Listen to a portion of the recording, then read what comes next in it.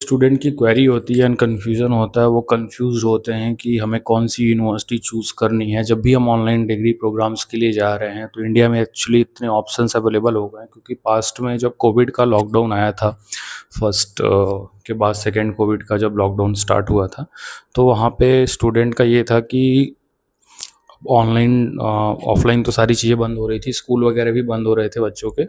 तो ये डाउट्स आ रहे थे, बच्चे भी भाई घर में कहीं न कहीं वो भी एंग्ज़ियस हो रहे थे, डिप्रेशन में जा रहे थे। जो ज़्यादा पढ़ने वाले बच्चे उनको तो और ज़्यादा इश्यूज़ हो रहे थे।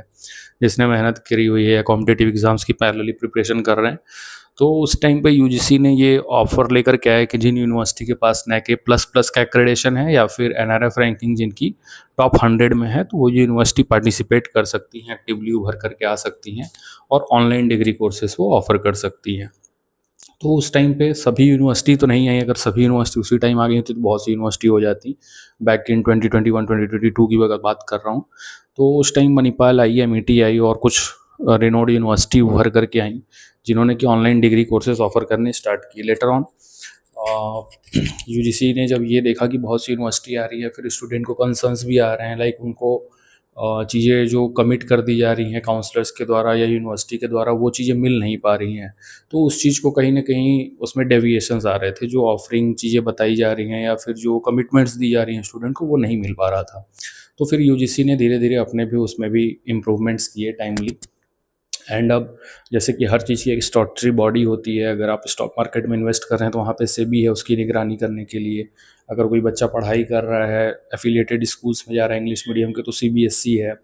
अदरवाइज़ स्टेट बोर्ड्स हैं। सिमिलरली यहाँ पे भी यूजीसी ने एक अपना अलग बोर्ड क्रिएट किया, that is DEB, distance education bureau, और वहाँ से आपको अप्रूवल लेना मैंडेटरी कर दिया उन्होंने कि जो यूनिवर्सिटी भी ऑनलाइन मोड में डिग्री कोर्सेज़ ऑफ़र कर रही हैं, दैट दे विल अप्लाई, और फिर उनको वहाँ से एफिलिएशन मिलेगा, then only they can offer online degree programmes, irrespective अगर वो ऑफलाइन में कर रही हैं उससे मतलब नहीं है। 100 साल से हो, 50 साल से हो, 10 साल से हो, डजेंट मैटर, अगर उनको यूजीसी डीईबी का अप्रूवल मिलेगा तभी वो ऑनलाइन मोड में डिग्री कोर्सेज ऑफर कर पाएंगी।